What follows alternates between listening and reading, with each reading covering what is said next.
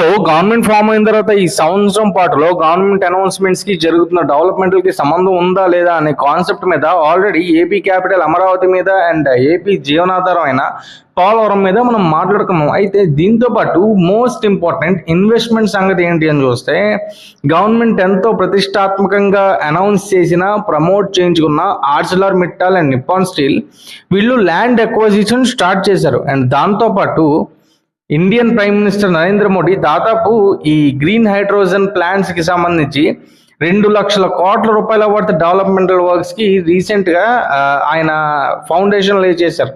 And దాంతోపాటు అదే range లో అతిపెద్ద ఇన్వెస్ట్మెంట్స్ చేయబోయే రిలయన్స్ ఇండస్ట్రీస్ దాదాపు 85,000 కోట్లు Anant Ambani and AP IT minister Nara Lokesh కలిసి ఫౌండేషన్ లే చేయబోతున్నారు. అండ్ మీరు ఈ వీడియో చూసే టైంకి ఆ సెరమనీ కూడా అయిపోతుంది. అండ్ దాని తర్వాత hospitality, entertainment and tourism purpose లో చూస్తే అరుణ్ గ్రూప్ విశాఖపట్నంలో 500 కోట్ల రూపాయలతో ఒక బిగ్గెస్ట్ ప్రాజెక్ట్ కట్టబోతుంది. దీంతో దాదాపు 3,500 ఉద్యోగాలు వస్తాయి. దాంతోపాటు వాళ్ళు చేసిన ప్లాన్ కూడా ఒక 5 స్టార్ హోటల్ కావచ్చు, లేకపోతే సర్వీస్ అపార్ట్మెంట్స్ కావచ్చు, అదొక బిగ్గెస్ట్ ప్రాజెక్ట్. దాని గురించి మనం తర్వాత మాట్లాడుకుందాం. అండ్ అదే కాకుండా లూలు వెనక్కి రాబోతుంది.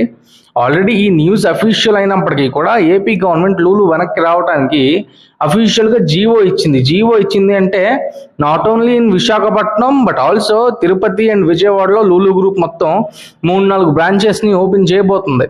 వీటితో పాటు అశోక్ లేలాండ్ కూడా వాళ్ళ ప్లాంట్ ని లాంచ్ చేశారు. అండ్ దాంతో పాటు అరకు కాఫీ అంటే స్టేట్ ని ఎలా అయితే సిబిఎన్ టూరిజం పర్పస్ లో కానీ లేకపోతే వేరియస్ ఆస్పెక్ట్స్ లో మనం అంటూ ఉన్నాం, మన స్టేట్ అంటూ ఉంది అని చెప్పి గ్లోబల్ వైడ్ గా ప్రచారం చేయాలనుకుంటున్నారో దానికి అరకు కాఫీ ఒక biggest example. And Araku coffee Paris airport లో 2వ స్టాల్ ఓపెన్ అయ్యింది అంటే 2014లో స్టార్ట్ చేసిన ఆ ఆలోచన ఏదైతే ఉందో సిబిఎన్ దాదాపు 10 ఏళ్ల పైన పట్టింది అది లాంచ్ అవడానికి, లేకపోతే వాడుకలోకి రావడానికి, లేకపోతే బాగా వైరల్ అవడానికి.